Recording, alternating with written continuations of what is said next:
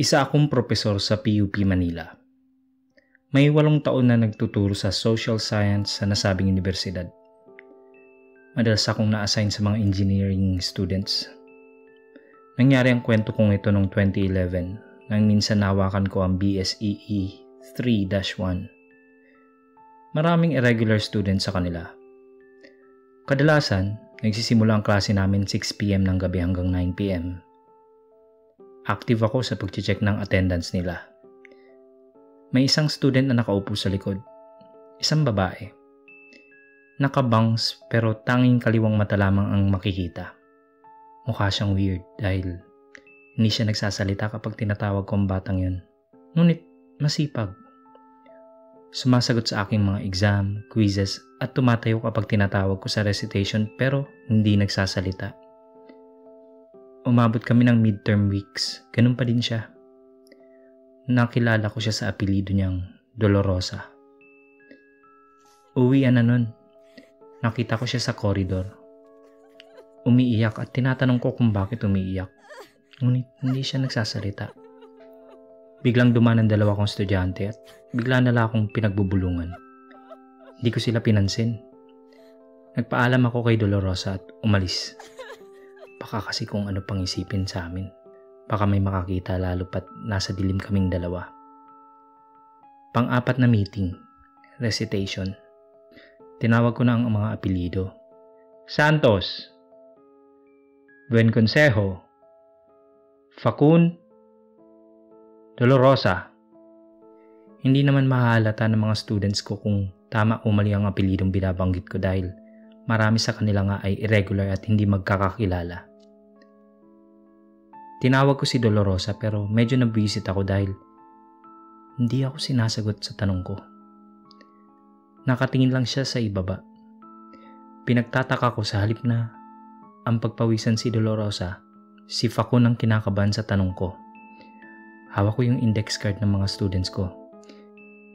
Minarkahan ko ng 5 si Dolorosa pero nanlaki mga mata ng student sa harap ko dahil sa ginawa ko. Midterm exam, nakasabay nito ang quiz. Alphabetical sila sa upuan. Ugali ko ang magpa-exam sa 1 oras tapos i-check namin sa parehong araw. Matapos na nga ang 1 oras, nagpasya akong kunin ang papel ni Dolorosa at checkan ko kasabay ng pag-check ng mga students ko sa papel ng katabi nila. Inisa-isa ko ang keto correction habang chinecheckan ko ang papel ni Dolorosa.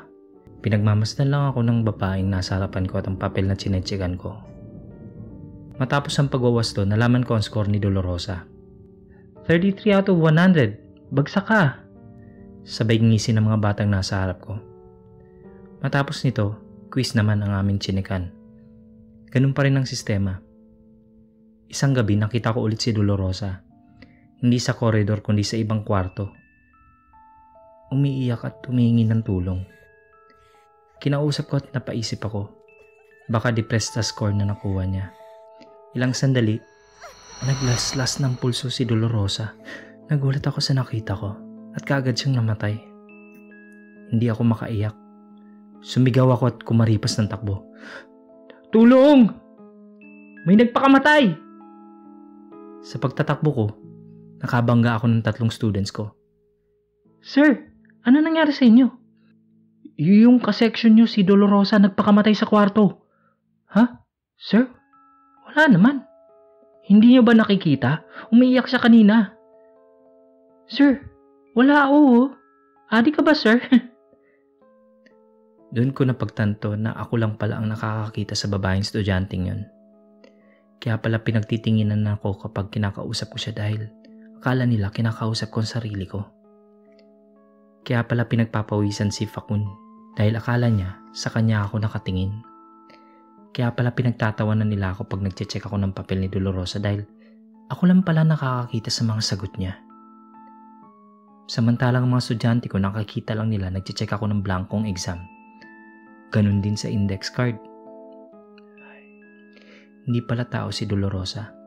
Isang kaluluwang ligaw lang na akong nakakakita. Sinuri ko ang records ng school. Hinanap ko lahat ng students na Dolorosa. Nakita ko ang pangalang Hermina Dolorosa. Isang student noong 1988 na nagpakamatay sa labas ng PUP. Hanggang ngayon, palaisipan sa akin ang pagpapakita sa akin ng babae. Doon ko napagtanto ang mukha ng babae sa records niya. Siya ang kaklase ko noong elementary pa lamang ako, na laging binubuli sa klase at ako ang laging tumutulong sa kanya. Ngunit hindi ko na ito matandaan. Nagpakamatay siya dahil sa depresya sa buhay kolehiyo at problema sa pamilya. Mag-iingat kayo sa mga naging kaibigan mo. Huwag niyo silang kakalimutan. Kung gusto mong updated ka sa lahat ng bagong videos, click na ang subscribe button at notification bell. Maaari ka ring makatulong sa channel sa pagpunta sa Patreon page, yung link nasa description, kung saan pwede ka magpadala ng pera sa channel. Maski $1 or 50 pesos per month napakalaking tulong na po.